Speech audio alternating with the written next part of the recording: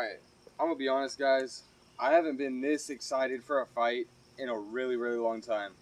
Today, we're gonna be breaking down, predicting Sean O'Malley versus Cheeto Vera. So in the first fight, you all know what happened. Controversial, maybe not for you. I don't think it's controversial. I think Cheeto won that first fight. We're not gonna break that down, but we are gonna be talking about some of the things that did happen in the first fight. So, we'll start this off with style versus style. What do these guys even look like? If you don't know who Sean O'Malley or Cheeto Vera is. I know Sean O'Malley's a lot more popular, so we'll go with him first. Sean O'Malley, the dude with the cornrows and colored hair, he's about to have pink shorts on. He can fight though. So, breaking down his style. The first thing I want to talk about is how Sean O'Malley leans forward. And let's talk about why people do this. You see a lot of fighters do this. This is what you call a bait. So whenever you put your chin closer to your opponent, it makes them think that you are a target when you're actually not. Because you have a bunch of different traps that you can set up. Sean O'Malley doesn't keep his hands up though. So this is some of the traps that he'll set up. He'll move his head, uppercut, he'll stick his chin out, pull back, counter. We saw that against Aljamain Sterling. So O'Malley uses traps, and keeping his head forward in the first fight, whenever you have so much weight forward, it's all on this lead leg right here. And Cheeto Vera's leg kicks can put you in the hospital. So whenever you have all this weight, right, all of your weight on one leg, and it gets kicked, we saw it can do a lot of damage to your leg, right? But O'Malley, old habits are hard to break. So I don't think O'Malley is going to stop staying with this forward stance, right? And another thing, you can't really move out of the way. You can't move it, right? You can move backwards. That's about the only thing you can defend. But you can't lift up and check. You can, but it'll be really dangerous for you. Or you can do what I almost did a second ago and bust your ass by just trying to lift up your leg, which is what you'd be able to do in a more mixed martial arts based stance. You'd just be able to lift it up and check it. Just like that, right? But O'Malley, whenever you have all this forward pressure, it has pros and cons. So what are the pros of this, right? We didn't get to see him set up these power punches in the first fight, but O'Malley, he's really good at keeping his head forward, moving back, and then hitting you with a good right hand. And his footwork, also phenomenal. He always moves in range, out of range, in range. Whenever you're coming forward, hits you with an uppercut. He's a real tricky fighter, right? So he's footwork, wide stance, kind of karate style. He's going to be looking for head kicks. He's going to be looking for head kicks on both sides. He's going to be looking for leg kicks too. A lot of people haven't talked about that. How O'Malley, whenever you have this forward stance, it has its cons whenever you get leg kicked, right? Because you have all this weight. But what it does help you with is throwing power in your rear leg kick. Because you already have it chambered pretty much. All you have to do is turn your hip out and then throw the kick, right? And then turn your hips. That's what O'Malley is going to hopefully try to do. And it worked for him in the first fight, but just not as well as it worked for Cheeto. So those are a couple pros and cons of O'Malley's stance. And I'm going to be brief on him because you guys have seen O'Malley. He's looking for that highlight knockout, a head kick, a pullback counter, whatever it is, he's going to be looking for the knockout. So Cheeto's style is completely different. He keeps his hands up, and he has more of a mixed martial arts based stance. What it is going to help him with is being able to check the leg kicks from Sean O'Malley and being able to pressure. O'Malley he's a counter striker, right? He wants to be able to play the game, stand in the middle, move his head back, and then hit you with a hard shot. Cheeto in the first fight didn't let him do any of that. And why he didn't let him do any of that is because all of that fancy footwork, I talked about this in Alexander Volkanovski versus Ilia Topuria, how Alex got knocked out. All of that footwork, this is O'Malley right here, right? He's always moving his head, he's looking, he's keeping it forward, looking for that counter, right? Right, he's looking for that counter. But how that doesn't work is because whenever you're moving and taking up all this space, it's easier to get pressured. You're using more energy, and whenever somebody feints, you kind of have to move backwards. Because if you don't, It's harder to block whenever you're moving back, and that's why you keep your hands down too for target. But what really isn't good with that style, that moving around style, is against people that stand flat-footed, like Cheeto. Whenever somebody stands flat-footed, they have the ability to control the octagon more. And that's ultimately how Sean got knocked out, TKO'd. I mean, he got TKO'd. That's how he got TKO'd, is because of how Vera was controlling the octagon, right? So that's because of his stance, where he can move to the side easier and cut off the ring, right? So say Sean O'Malley right here, he's on the fence, and I'm Marlon Vera. Me having this stance rather than this one, I talked about this in another video. It's harder to circle whenever you're doing this, right? And it's harder to cut off the ring. What it's easier to do whenever you're flat-footed is to take baby steps. Now I'm taking no energy to trap you in the corner, right? And so this is when the leg kicks came into play. Whenever he traps him in the corner, he'd hit him with a leg kick, or he'd go up high. I mean, we don't know what's going to happen. Half of the fight, Sean O'Malley's leg was really fucked up. But whenever Marlon Vera got Sean O'Malley on the cage, so many high kicks from Marlon. All of them were blocked by Sean, but the longer this fight goes on, if it goes on for a long time, we'll see how good is O'Malley's defense whenever he's tired, right? In the first round, we saw him block a lot of those head kicks even when he was injured. So, really, I don't think Marlon Vera is going to try to wrestle. I think he's going to try to beat the shit out of O'Malley again, right? So Marlon Vera, let's go back to his style. His stance, regular mixed martial arts, and what Vera is very good at, right? Vera is very good at the kicks to the body.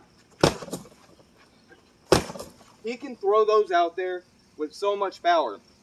But the problem is, whenever Vera throws these kicks like this, he doesn't capitalize on it after. He kind of gets satisfied with that kick. What Vera needs to do is back up O'Malley with these kicks again, right? Back him up, and then he needs to use his boxing to capitalize on O'Malley's defense. O'Malley won't be as good at slipping punches if his back is to a fence, right? So let's say I'm here now. Most of your head movement comes from your knees and your legs, right? I can move my head real well right now. And now whenever I have my back up to a fence, all of that's limited because I can't move my legs as effectively. Now I'm just limited to left, right, down, and that's about it. I can't really do anything else. I'm kind of just trapped here. I have to look for a counter, or I have to circle out. But like I said a second ago, Marlon Vera's got that style where he's going to just cut off the ring. So now, whenever you have your back against the fence, it's hard to get off if you're used to moving on your feet, right? So O'Malley's used to moving on his feet, but whenever you try to go left or right, Vera's going to cut him off, right? I know this is going to happen either way. So how can both of these fighters win? Before we get to my actual prediction, which it's really one of the hardest fights that I've had to predict ever. I mean, both of these guys are like kryptonite for each other. Their styles are so different, but they have a lot of similarities too. So how do I think Sean O'Malley could win? I think Sean needs to put the pressure on the Cheeto. I don't think Sean is going to last long again if he lets himself get back up to the fence and just let Cheeto dictate the pace and the pressure. So what O'Malley needs to do is use that jab, right? We've seen Sandhagen fight versus Cheeto Vera, right? Sandhagen's a lot more offensive than O'Malley is. O'Malley's a counter striker, and Sandhagen is offensive. He wants to beat the shit out of you, right?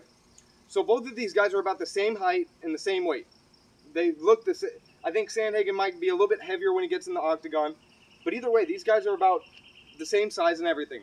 We saw Cheeto fight both these dudes, and he lost to Sandhagen. Why did he lose to Sandhagen? Because Sandhagen...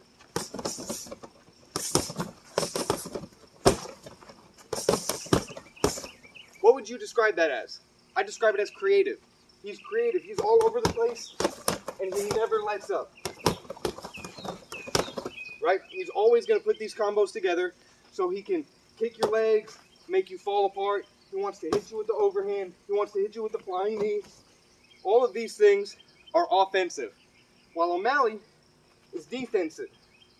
So I haven't seen O'Malley really pressure anybody too much, only when they're hurt or when they're tired.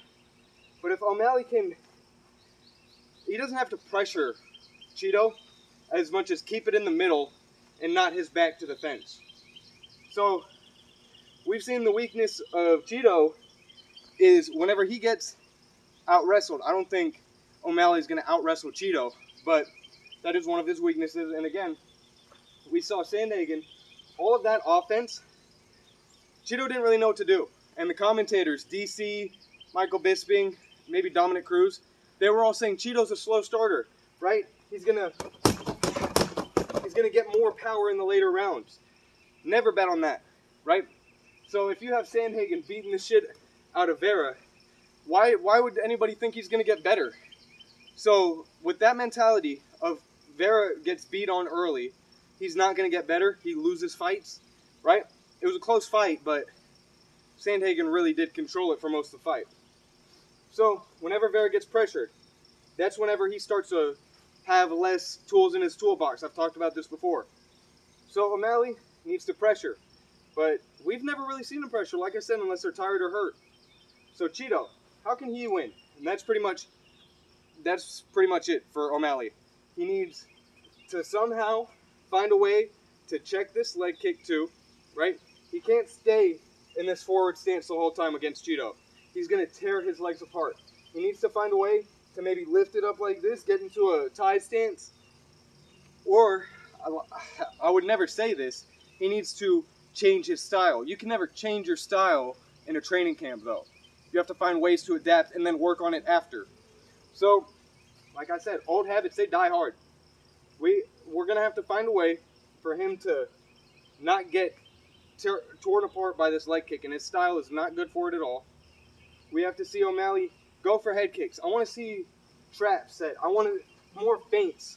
That's another thing that Vera was really hesitant against Sandhagen, because Sandhagen, he's always moving around, making you think something is going to come whenever he's not doing anything. It's kind of the Anderson Silva style.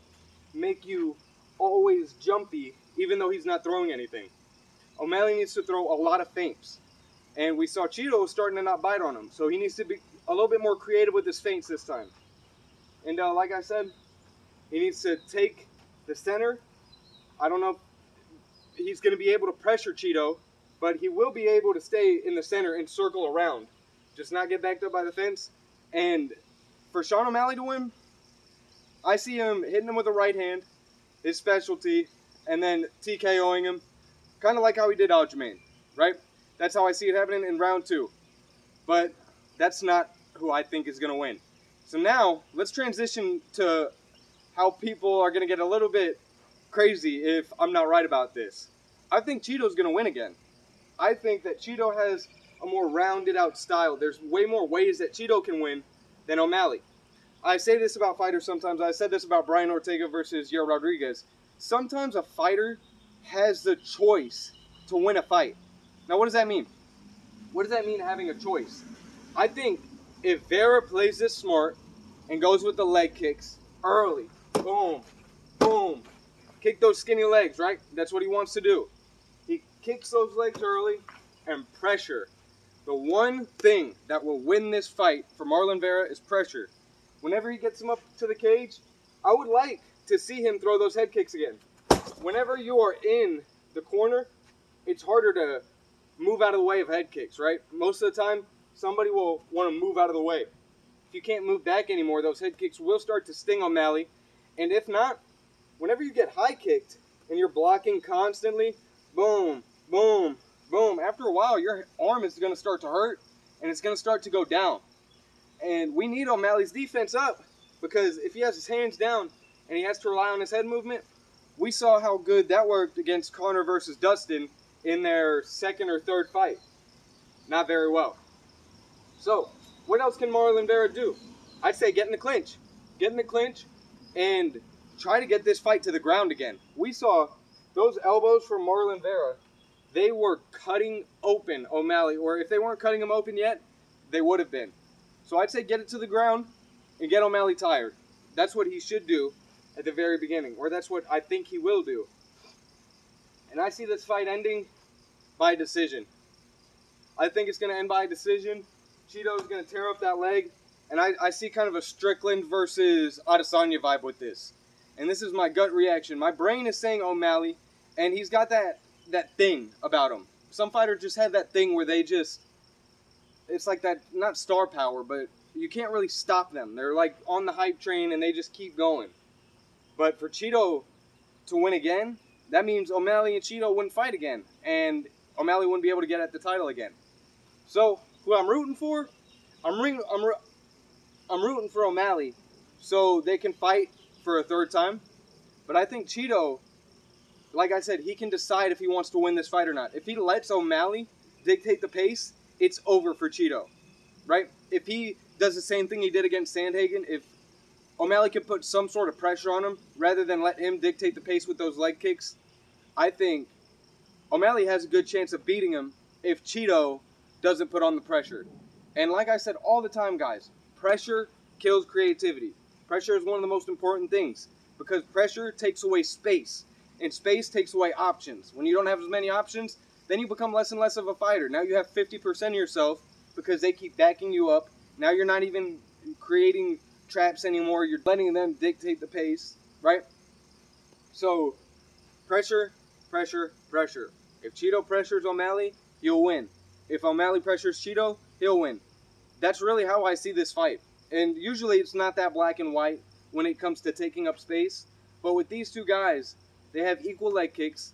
They're both really clever. And I just see this fight could really go either way. Honestly, guys, if you're at home, this is not a fight that I would bet on. But maybe people see this a little bit differently than I do. I think it's a toss-up. If you guys think O'Malley's definitely going to win, let me know in the comments. If you think Cheeto's definitely going to win, let me know in the comments. But either way, guys, I'm excited for this fight. Tune in on Saturday, I think it's March 9th, for the Punch Podcast. We're going to be watching UFC 299 live, the whole main card, maybe a little bit of the prelims too. We're going to be commentating it. It's always a fun time. Tune in live on Instagram. Watch it on Monday on YouTube. I post every week. And I think that's about it, guys. Check out UFC 299. It's going to be a fucking crazy fight. And yeah, guys. Thank you all for watching. Thank you for making it to the end. Who do you think's going to win? Who do you think's going to lose? I want to see your predictions before this fight happens. That way we can all be proven wrong or right. It'll be fucking great, guys. Anyway, thank you all for watching, and I'll see you in the next one. Later.